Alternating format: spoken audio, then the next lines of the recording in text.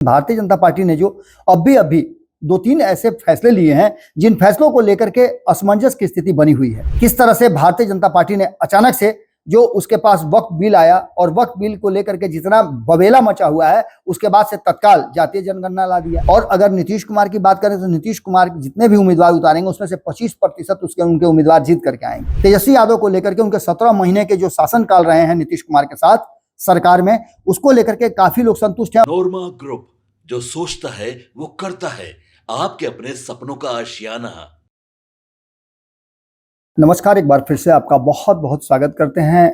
भीतर की बात लेकर के आपके सामने हाजिर हैं और भीतर की बात तब और ज्यादा महत्वपूर्ण हो जाती है जब 2 दिन पहले से लगातार हम जिस खबर पर टिके हुए हैं, चाहे वो पंचनामा हो या फिर भारत लाइव पर आपने जो खबरें देखी हैं, उन खबरों के हिसाब से अब बिहार की राजनीति और राजनीतिक गलियारे में जो चर्चाएं हो रही हैं वो साफ साफ इशारा कर रही हैं कि बिहार की राजनीति ने एक नया मोड़ ले लिया है, नई दिशा ले ली है। और ये सर्वे कई आने शुरू हो गए हैं। हालांकि अभी 6-7 महीने चुनाव में देरी है, लेकिन इसके बावजूद जो सर्वे आ रहे हैं उसने कहीं ना कहीं राजनीतिक दल के नेताओं को और जो स्ट्रेटजी बना रहे हैं उन लोगों को हिला करके रख दिया है। अब ये सब कुछ कैसे संभव हो पाया है और क्या कुछ नजर आया है, हमने आपको खबर करके बताया था कि जो नया सर्वे आया है उस सर्वे के हिसाब से बहुत सारी बातें स्पष्ट होकर के आई हैं और इन सर्वे के आधार पर अब नए तरीके से फिर से एक बार सोचना और नीतियां बनाना शुरू हो चुका है। हालांकि रुद्र रिसर्च एंड एनालिटिक द्वारा किए गए इस सर्वे को हमने आपको सिलसिलेवार ढंग से बताया था, लेकिन उसके बाद का जो रिएक्शन आया है, उसके बाद जो राजनीतिक उथल पुथल मचा हुआ है और जिस तरह से एक दूसरे से बात हो रही है, कई लोगों ने तो टेलीफोन पे बात करके एक दूसरे को इस पूरे विषय पर मंत्रणा भी की है। दूसरी तरफ आपको हमने ये भी बताया कि लगातार 3 दिनों से मंथन चल रहा है आरएसएस और भारतीय जनता पार्टी के बीच में। भारतीय जनता पार्टी का केंद्रीय नेतृत्व चाहता है कि बिहार में इस बार किसी भी प्रकार की कोई भी कमी नहीं रह जाए, क्योंकि पिछले 20 साल से वो जिस बात के इंतजार में है और जिस तरह से नीतीश कुमार बिहार की गद्दी पर बैठे हुए हैं लालू प्रसाद के बाद, राबड़ी देवी के बाद, उसके बाद से भारतीय जनता पार्टी लगातार इंतजार कर रही थी कि उसका नंबर कब आएगा। भारतीय जनता पार्टी उसके लिए कई तरह की बातें कर रही है, यहां तक कि त्रिवेणी संगम पर भी वो राजी है कि पहले यादव, उसके बाद से कुर्मी और कुशवाहा का नंबर आया। लेकिन इसके साथ साथ इस बिहार में और भी कई रणनीतियां काम करना शुरू कर चुकी हैं। आपने चिराग पासवान की बात भी सुनी होगी, लेकिन बिहार में 2015 रिटर्न होगा क्या, इस बात को लेकर के लगातार चर्चाएं चल रही हैं। और जब से ये सर्वे आया है उस सर्वे ने कहीं ना कहीं नीतीश कुमार के साथ साथ तेजस्वी यादव को भी निश्चित रूप से कहीं ना कहीं भीतर ही भीतर हिलाया डुलाया जरूर है, क्योंकि तेजस्वी यादव का ग्राफ जो पहले ऊपर था वो धीरे धीरे करके नीचे आया है। और इस बात को लेकर के भी चर्चा चलना शुरू हो चुकी है कि क्या भारतीय जनता पार्टी अपने हिसाब से सरकार अगर बना लेती है या बनाने में सक्षम हो जाती है तो फिर उसके बाद क्या होगा। अब तक जो चुनाव हुए हैं बिहार में उसमें आपने देखा होगा, जेपी आंदोलन से निकल करके आए लालू प्रसाद, नीतीश कुमार के साथ साथ जो भारतीय जनता पार्टी के भी नेता हैं वो भी इन्हीं दोनों के पीछे पीछे चलते रहे हैं। चाहे कारण जो भी रहा हो, भारतीय जनता पार्टी ने इस बार के चुनाव में बदलाव की बात की है और 2025 में एक नए बदलाव के साथ वो आना चाहती है। लेकिन क्या इसके लिए माहौल तैयार हो चुका है, ये बात सबसे महत्वपूर्ण है। हम बार बार इस बात की चर्चा कर रहे हैं कि अभी तक सीट शेयरिंग का समझौता नहीं हुआ है, अभी तक ये तय नहीं हुआ कि कौन कितने सीट पे लड़ेगा, किसको कौन कौन सी सीट मिलेगी, स्थिति क्या रहेगी, कौन लीड करेगा। हालांकि मौखिक रूप से सब कुछ क्लियर नजर आ रहा है, लेकिन भारतीय जनता पार्टी ने जो अभी 2-3 ऐसे फैसले लिए हैं जिन फैसलों को लेकर के असमंजस की स्थिति बनी हुई है। एक तरफ हमने कल ही चर्चा किया है पंचनामा में, आपको याद होगा कि किस तरह से भारतीय जनता पार्टी ने अचानक से जो उसके पास वक्फ बिल आया और वक्फ बिल को लेकर के जितना बवेला मचा हुआ है उसके बाद से तत्काल जातीय जनगणना ला दिया। जबकि आपको ये मालूम होगा कि जातीय जनगणना से भारतीय जनता पार्टी कोसों दूर रहा करती थी। मुझे तो याद आ रहा है कि किस तरह से नितिन गडकरी ने इस जातीय जनगणना को लेकर के भरी सभा में एक कार्यक्रम में मौजूद थे। उस कार्यक्रम में उन्होंने कहा कि जो जाति की बात करेगा उसको हम लात मारेगा। यह खूब वायरल हो रहा है। लेकिन इस जातीय जनगणना को लेकर के जहां नरेंद्र मोदी की सरकार ने जातीय जनगणना कराने का फैसला लिया है, हालांकि जनगणना कराना था, लेकिन इसमें एक जातीय जनगणना कराने का एक कॉलम जोड़ने का मतलब होता है कि कहीं ना कहीं विपक्ष लगातार जो दबाव बना रहा था, और नीतीश कुमार तो कहते हैं कि सबसे पहले मैंने मांग उठाया था, लेकिन उधर तेजस्वी यादव का कहना है कि सबसे पहले लालू प्रसाद ने उठाया था। अब इन सारी बातों के साथ साथ जातीय जनगणना कराने का जो फैसला भारतीय जनता पार्टी ने लिया है, उससे एक खास वर्ग भारतीय जनता पार्टी से काफी नाराज है। और ये वो वर्ग है जो भारतीय जनता पार्टी को किसी भी परिस्थिति में सपोर्ट किया करता था। अब इस जातीय जनगणना से भारतीय जनता पार्टी क्या कुछ करना चाहती है, बिहार साधना चाहती है, या इसके पीछे कुछ और मकसद है?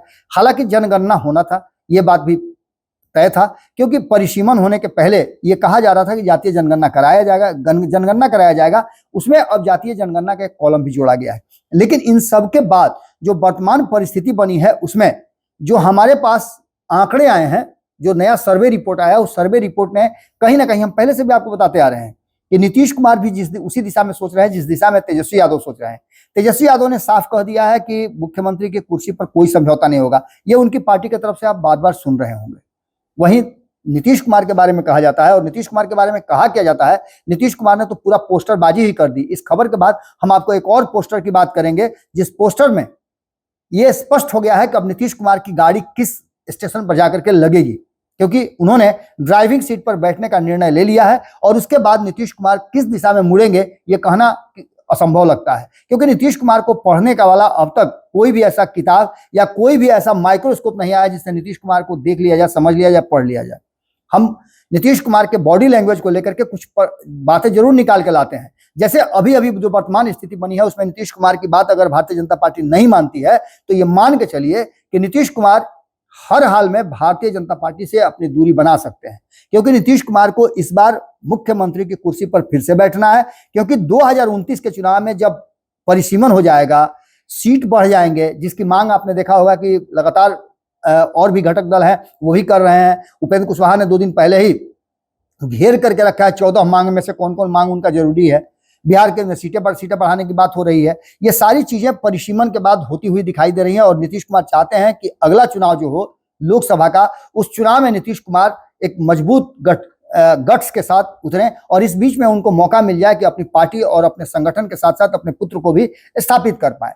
अगर वो सत्ता में रहेंगे तो उनके लिए ज्यादा सुविधाजनक होगा, क्योंकि वो लालू प्रसाद की स्थिति देख रहे हैं कि तेजस्वी यादव को सत्ता में रहते हुए अगर तेजस्वी यादव उस लायक हो गए होते या उनको लाया होता, तो वो परिस्थितियां कुछ अलग होती। इन सभी बातों को लेकर के जो वर्तमान परिस्थिति बनी है, उसमें एक बात तो साफ साफ नजर आ रही है कि कहीं ना कहीं जो नया सर्वे रिपोर्ट आया है, उसने भी नीतीश कुमार को जरूर कहीं ना कहीं हिलाया होगा। अगर इस सर्वे रिपोर्ट की बात करें तो एनडीए गठबंधन और महागठबंधन के बीच में 2 धुरियां हैं, एक नीतीश कुमार और दूसरा लालू प्रसाद की राष्ट्रीय जनता दल, यानी कि लालू प्रसाद की पार्टी, जिसमें तेजस्वी यादव को आप आइकॉन मान सकते हैं। एक तरफ एनडीए गठबंधन में नीतीश कुमार के बिना सरकार नहीं बन सकती है, तो दूसरी तरफ तेजस्वी यादव के बिना महागठबंधन आगे नहीं बढ़ सकता है। लेकिन महागठबंधन भी उसी स्थिति में आकर के खड़ा हो गया है जिस स्थिति में एनडीए गठबंधन है। भले ही सरकार बना करके और 230 लोगों का समर्थन दिखा दिया हो 2024 में, जब नीतीश कुमार दोबारा वापस आए थे, तो कई लोग छोड़ करके राजद और कांग्रेस एनडीए गठबंधन में आ गए हों, ये भी एक अलग बात है। लेकिन जो परिस्थिति बनी है, उस परिस्थिति ने साफ साफ इशारा कर दिया है। जो सर्वे रिपोर्ट आए हैं, चाहे वो सी वोटर का सर्वे रिपोर्ट ले या रुद्रा का सर्वे रिपोर्ट ले, दोनों ही सर्वे रिपोर्ट में ये बात तो साफ साफ नजर आ रही है कि अगर नीतीश और लालू एक साथ रहे तो फिर सत्ता का जो सुख है वो दोनों आराम से भोग सकते हैं और अच्छी सीटें लेकर के आ सकते हैं। इसमें भारतीय जनता पार्टी और बाकी के लोग 2015 जैसी स्थिति में आ सकते हैं। लेकिन इस सर्वे रिपोर्ट में अगर देखें आप, तो राष्ट्रीय जनता दल को दिखाया गया है कि बिहार में सीटों पर, जो जितने सीटों पर चुनाव लड़े, उसके 28% उम्मीदवार जीत करके आएंगे राष्ट्रीय जनता दल की तरफ से। और अगर नीतीश कुमार की बात करें तो नीतीश कुमार जितने भी उम्मीदवार उतारेंगे, उसमें से 25% उनके उम्मीदवार जीत करके आएंगे। यानी बिहार में जो 243 सीटों का ये जो समीकरण है, इस समीकरण में 122 सीट पूरा करने के लिए, सत्ता में आने के लिए 122 सीट की जरूरत है, और इसमें 243 सीटों में से 28% सीट जो है वो राष्ट्रीय जनता दल को जाता हुआ दिखाई दे रहा है। वहीं नीतीश कुमार के जी में 25% सीट जाता हुआ दिखाई दे रहा है। ये दोनों मिलकर के 53% होते हैं, यानी कि सत्ता के करीब ये दोनों पहुंच जाते हैं। अब आपको लगता होगा कि नीतीश कुमार तो एनडीए गठबंधन में, तो हम ये बात कह क्यों रहे हैं?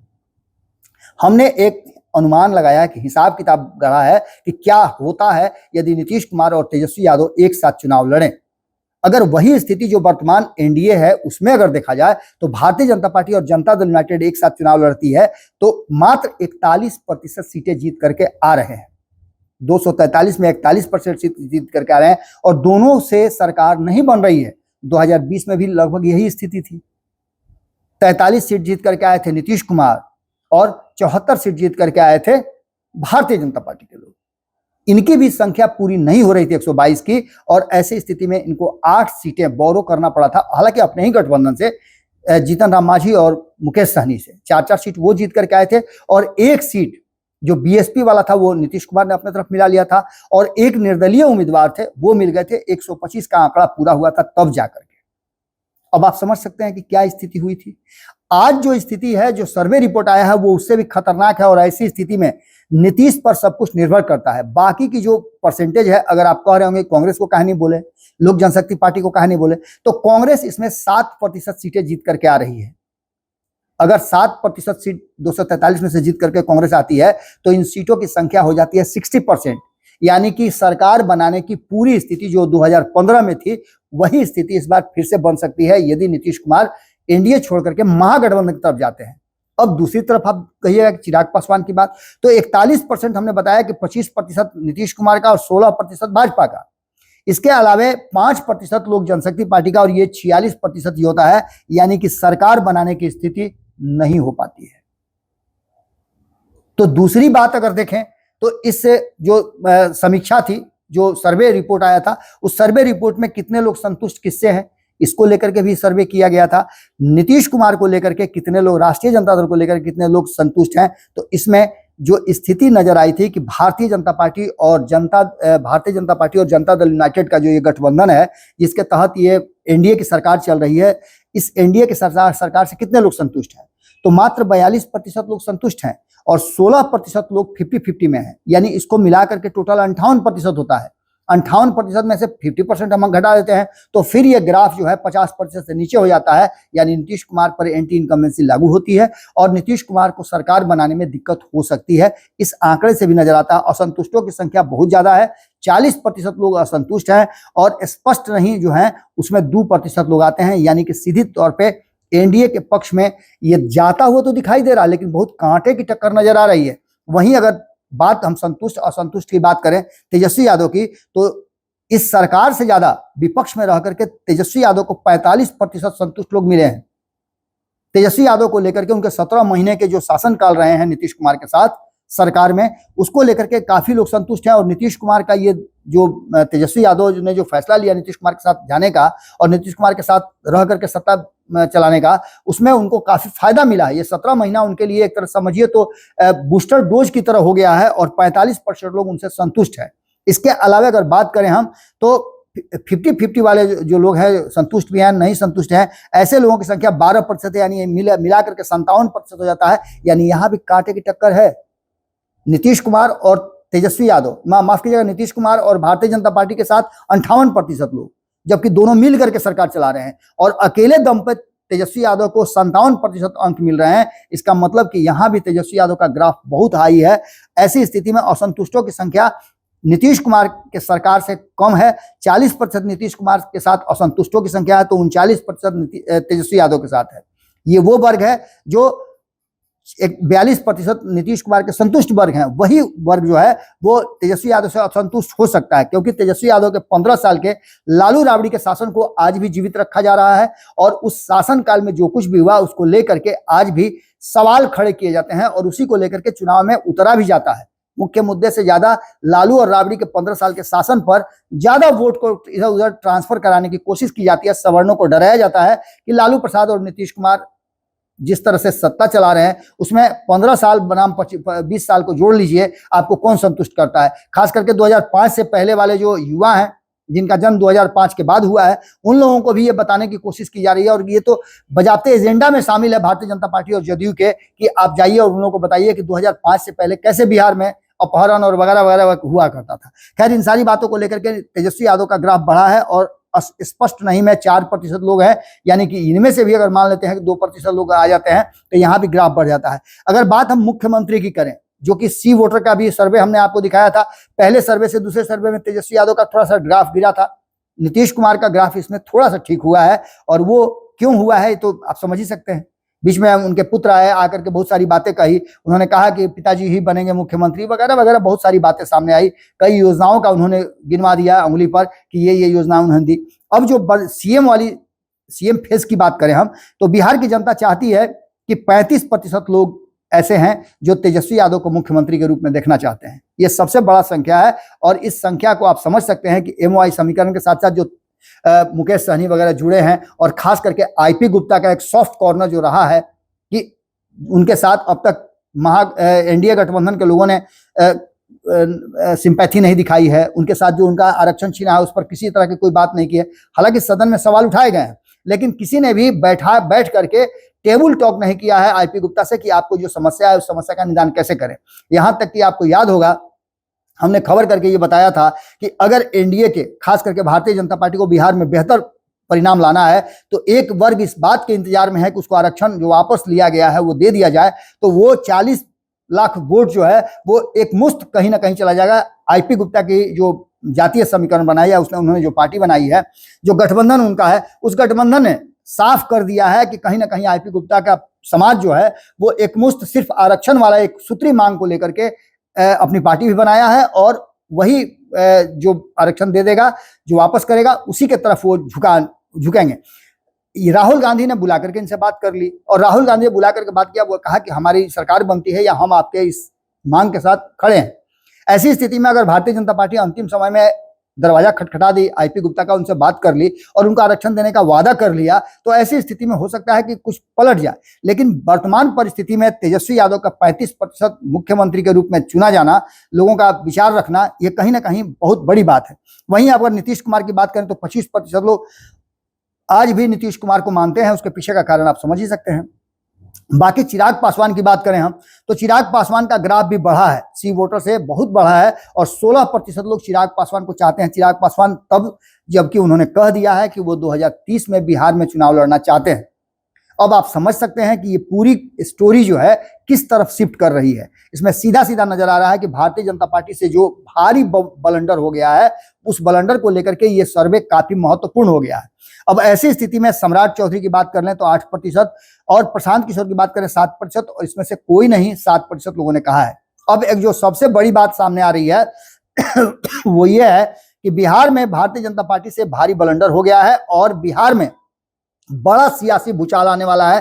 खास करके जातीय जनगणना की बात हम करें तो जातीय जनगणना का कॉलम जोड़ने का बात जो करके भारतीय जनता पार्टी ने अपनी ही पार्टी के भीतर और अपने वोटरों के भीतर एक अलग तरह का माहौल छेड़ दिया है।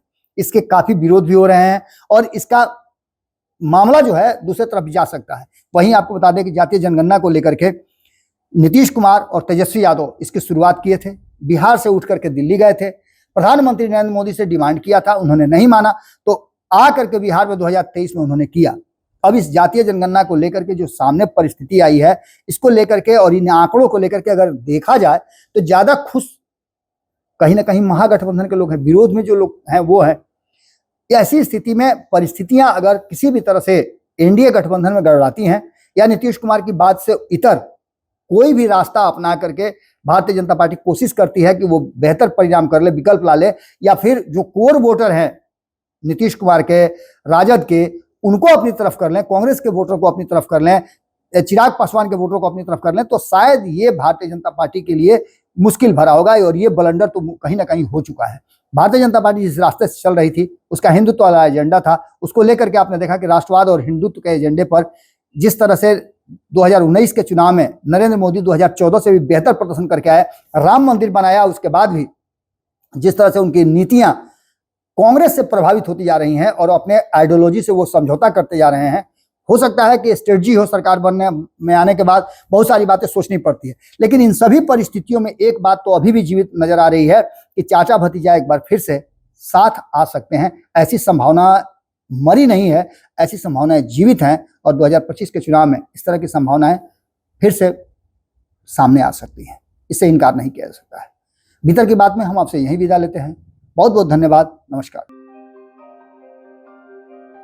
आपके सपनों को हमने सजाया है, ई होम्स पैनोरामा को हमने बनाया है। ई होम्स मेरा एक सपना था जिस पे मैं पिछले 4 साल से काम कर रहा था।